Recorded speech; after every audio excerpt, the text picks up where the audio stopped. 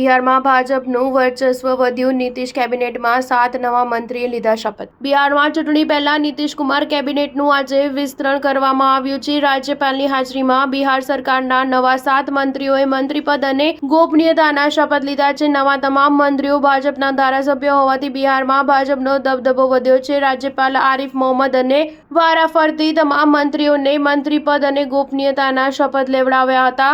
સમારોહમાં મુખ્યમંત્રી નીતિશ કુમાર સહિત ડેપ્યુટી સીએમ સમ્રાટ ચૌધરી તથા વિજયકુમાર સિન્હા સહિત દિગ્ગજ નેતા ઉપસ્થિત રહ્યા હતા। ભાજપ ધારાસભ્ય વિજયકુમાર મંડલે મંત્રીપદે શપથ ગ્રહણ કર્યા છે। તેઓએ 2015 અને 2020માં ભાજપની ટિકિટ પર ચૂંટણી જીતી હતી। બિહારમાં નીતિશ કુમારના નેતૃત્વવાળી સરકારના મંત્રીમંડળ વિસ્તરણ અંગે ચિત્ર લગભગ સ્પષ્ટ થવાની સાથે કેબિનેટ વિસ્તરણ પહેલા જ દિલીપ જયસ્વાલે મંત્રીપદ પરથી રાજીનામું આપી દીધું છે। લોકસભા ચૂંટણીમાં ભાજપે નીતિશ કુમારની માંગનો સ્વીકાર કર્યો હતો, તેમજ બજેટ 2025માં પણ બિહાર માટે દિલ ખોલીને લાગણી કરી હતી।